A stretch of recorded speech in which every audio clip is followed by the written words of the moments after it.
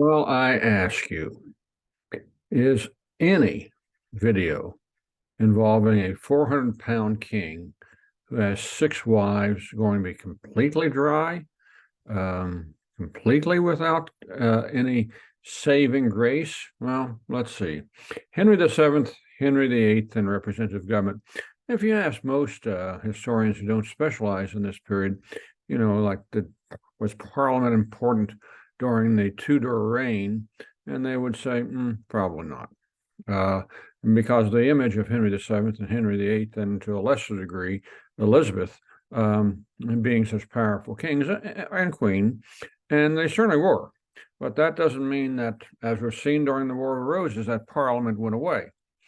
Now, Henry VII takes over, and his claim to the throne is a little bit thin. Richard III is killed in battle, and with Henry VII, and Henry VII claims the throne not by descent but by conquest, much as William Conqueror did, centuries earlier. Henry VII just doesn't have a great claim to the throne, and he's got to bring peace to the realm, or people are just going to say, maybe we could use somebody else, something that Henry was well aware of. And so Henry is descended kind of, sort of, from John of Gaunt. That's the Lancaster line. And in order to bring peace to the kingdom by uniting the Lancasters and the Yorks, he marries Margaret of York. So it brings together those two main lines, and there's one little battle after the Battle of Bosworth Field, which is where Richard III is killed. There's one little battle, and then that's it. That's the end of the War of the Roses. Henry VII recognized that he, having claimed the throne through battle, he dang sure better live up to expectations. Certainly England needed to have peace. Law and order had broken down completely.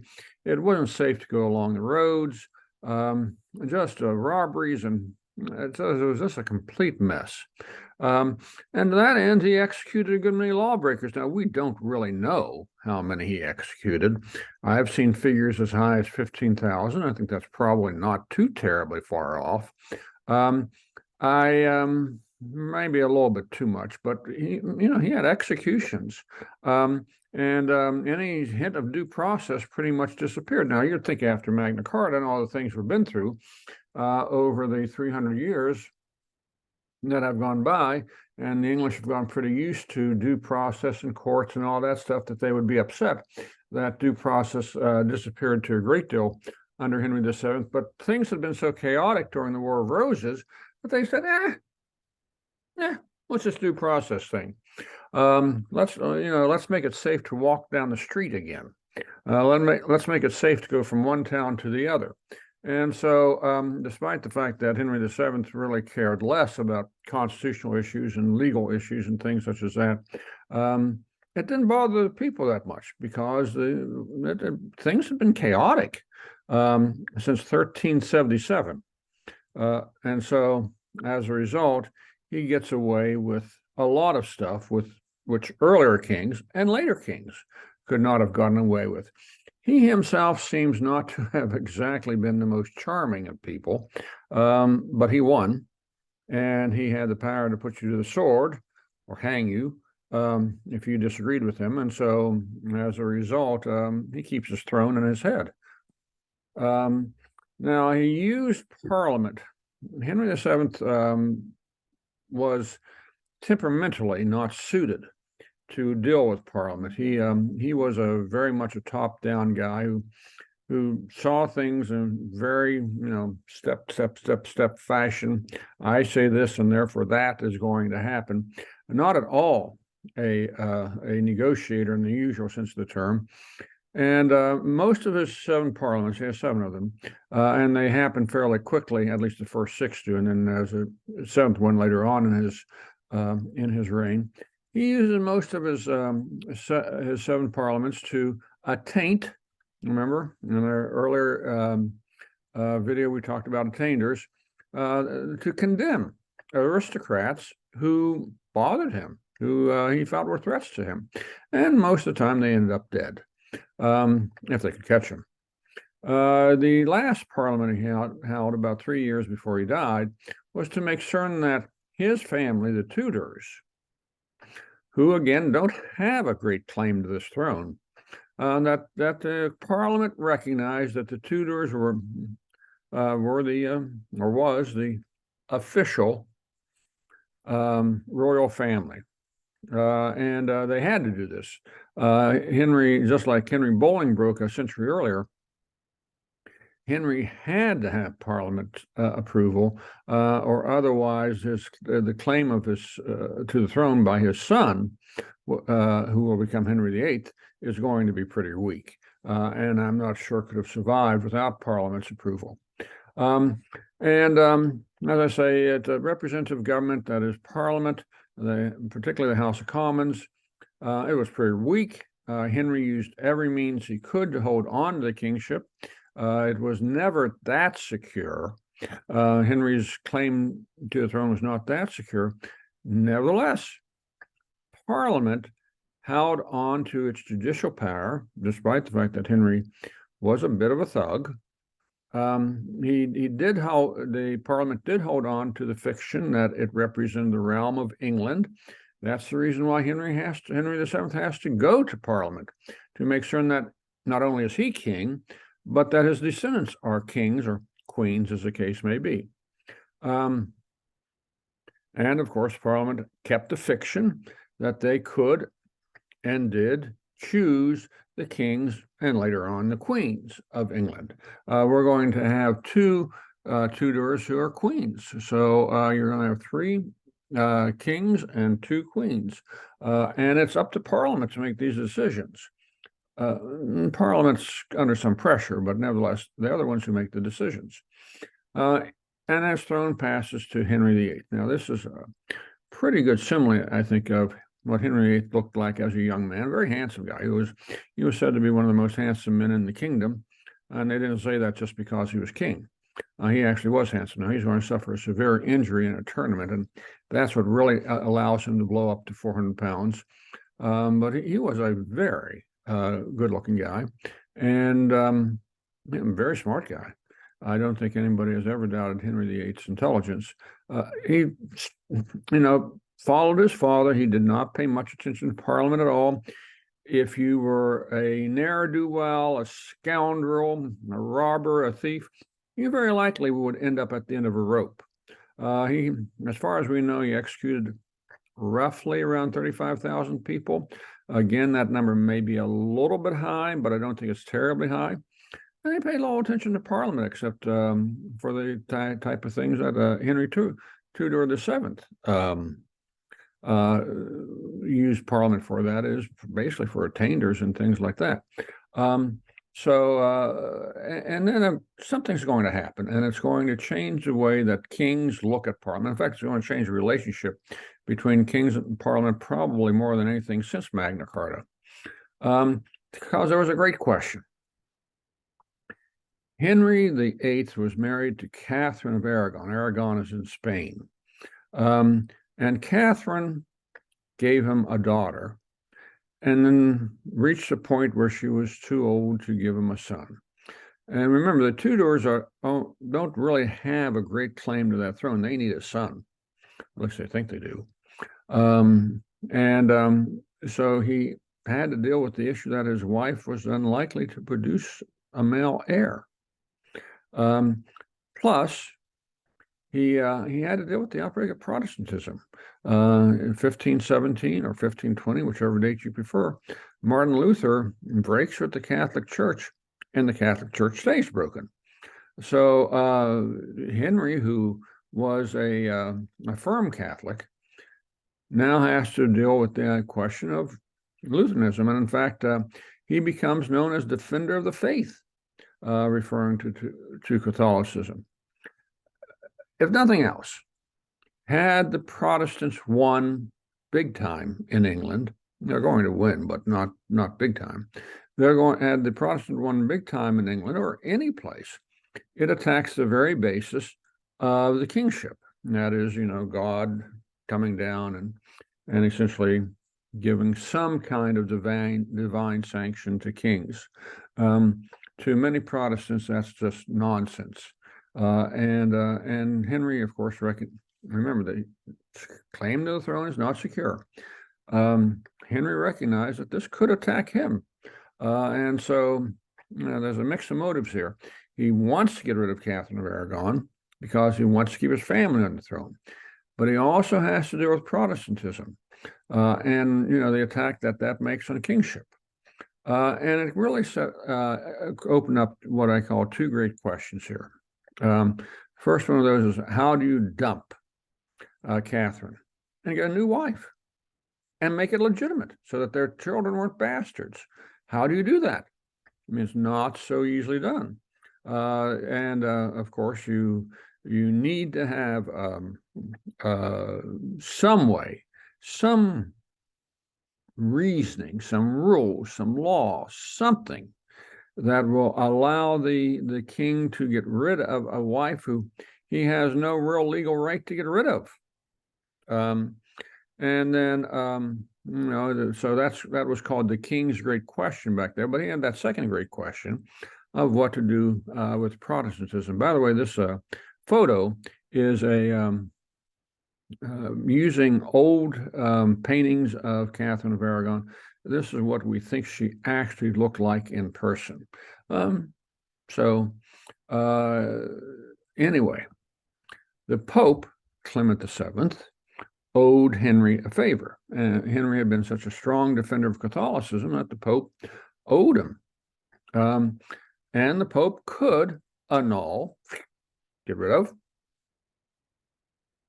Henry's marriage to Catherine of Aragon. And Henry tried to call in the favor. The Pope owed him one. He really did. But Catherine was the aunt of by far, the wealthiest and strongest king in Europe, Charles V of Spain. The Pope needed Charles V's help more than he needed Henry's help. So as a result, he says, no, you don't really have good grounds for annulment. Not happening. And of course, now Henry, basically goes through the roof. Certainly, he's desperate, to be truthful with you. He really thinks, and again, I think he gets this from his father, he really thinks that without a male heir and one daughter, that the Tudor line might just not make it. And maybe he's right. So the king, Henry VIII, had found a substitute for Catherine, Anne Boleyn, to her great failure or loss later on. Now, Anne, to the best of my knowledge, and I don't think that there's any much question about this, she probably identified as being Catholic and probably remained Catholic. I don't think that she adopted a Protestant faith at any point in here, but she had very, very strong Protestant leanings and wanted to see the church reformed, the Catholic Church reformed. We know she was intelligent, she was well educated, she certainly read a lot, and in fact encouraged her ladies in waiting who waited on her to read a lot. She's charming. And I think, from the paintings we have of her, reasonably good looking. And Henry, of course, was smitten, in large part perhaps because when he tried to seduce her, she said no. And about the only way he was going to complete the seduction was if he married her. And I don't know if it's called a seduction or not. I'm not sure about that. But you get the picture here. This is a really capable lady. She has caught the king's eye, and she's not playing along. Her sister did. Her sister Mary did, but Anne herself did not. So the king's in a bit of a stew here. His wife is past childbearing age, and he's got this lovely young lady around court. he's got to get rid of Catherine from his point of view. Of course, he is going to propose to Annie Boleyn, and well, it's going to be to her detriment. But how do you resolve all of this? And the king eventually, Henry just simply decided to bypass the Pope. The Lord's representative on earth. And now a great truth dawned on him. In fact, he writes this down. He realized that a king or a queen was at their strongest when the realm of England, which would be represented by Parliament, and the king, representing in some sense divinity, were in official agreement. And at the two sides of that coin, it wasn't just the king being divine and everybody saying, "Oh yes, you have some kind of divinity. We know that you are backed by divinity. Maybe you're not divine, but so the end result was that when you mix those two, you have a king of extraordinary power, and Henry VIII is going to have that because he's about to change the religion of England, very much as today. Presidents are at their strongest when they and Congress are in agreement. And this is a picture of George W. Bush and Senator Tom Daschle, the leader of the Democrats. Bush was a Republican after 9/11, and you can see that 9/11 knit the presidency and a Democratic Congress together, at least for a while. And as I have here, the Congress put its power behind Bush, and for a while, the nation of the United States, as represented in Congress, put its power behind Bush, and Bush was enabled, of course, by the fact that he's commander in chief, and so for a while there, anyway, the U.S. went forward with the president and the Congress together. That's not how the founders of America saw things. They wanted Congress and the president to check each other. But there are times when things just go together. And of course, Henry VIII, this great issue of whether or not the War of the Roses might return if, say, Henry can't find a way to bring his daughter Mary into the equation, and then later on his daughter Elizabeth into the equation for succession. Maybe the War of the Roses and all those crazy battles would return. And so the people of England were very interested in making certain that the king and Parliament and peace stayed together. So Henry now realizing that if you have the realm as represented in Parliament backing you, and of course the Tudors definitely believe that they were chosen by God in some way, shape, or form, then they now made the momentous decision to snap all ties to and you notice I have in caps here, the Roman Catholic Church. No money to Rome, no appeals to Rome, no nothing to Rome. Henry, by the act of the Reformed Parliament, became head of the English Church. It's no longer the Pope. It's still kind of the Catholic Church. It's just that it's the Catholic Church of England and not the Roman Catholic Church. And so, by act of Reformed Parliament, Henry becomes head of the English Catholic Church. And it's not going to be called that. And so it's the Church of England. And the king did not make many changes in Catholic doctrine or practice at all, except that he was ultimately in charge.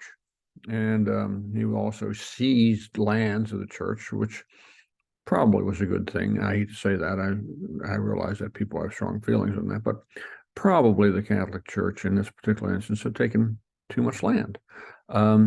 Now, having said that, the seizing of the lands, the taking over the church, violated Article 1 of Magna Carta.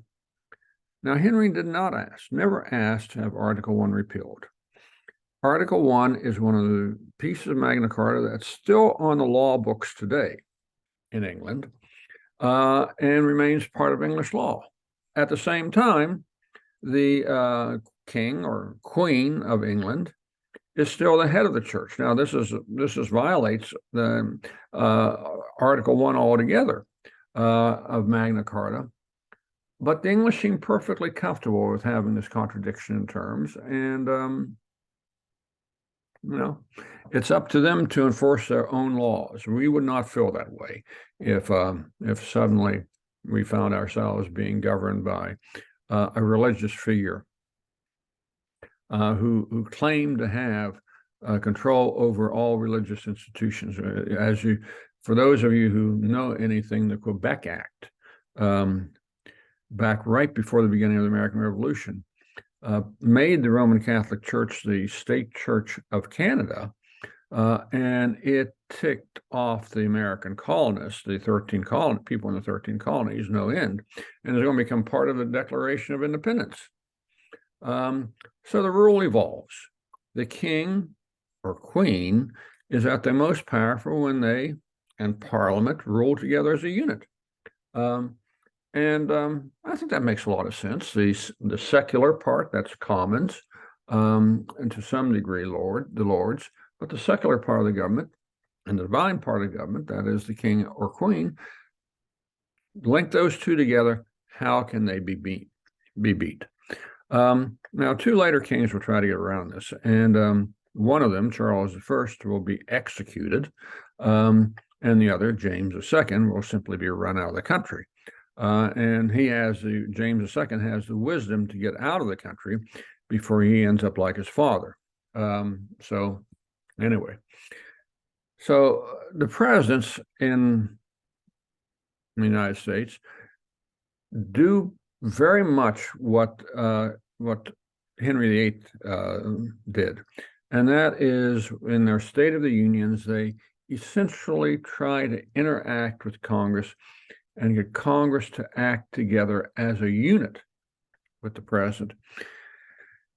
Generally, it's not a great idea for the president and Congress to get along. At least it's not from the point of view of the citizens of the United States. You want back and forth and trading and different ideas getting in there. So when the president and the Congress are in lockstep, it's not a great idea, as a rule. Now, there are instances such as Pearl Harbor where that's exactly what you want to have happen. But the president addresses Congress, speaks to Congress in Congress. So the president goes down, doesn't call Congress up to the White House. The president goes down to Congress and makes this pitch, saying, "This is what I want. This is what I think we should do." Sometimes, for a long time, they sent written messages, and the messages would be read from the podium up there, which is, of course, where the President Biden is speaking in this picture. Now, in the American colonies, they expected this. That is, that the governors representing the king would negotiate with the colonial assemblies. And when that didn't happen, they weren't so very happy about it. And of course, that's one of those things that will eventually lead, and in fact, it's one of the major things that will eventually lead to the American Revolution.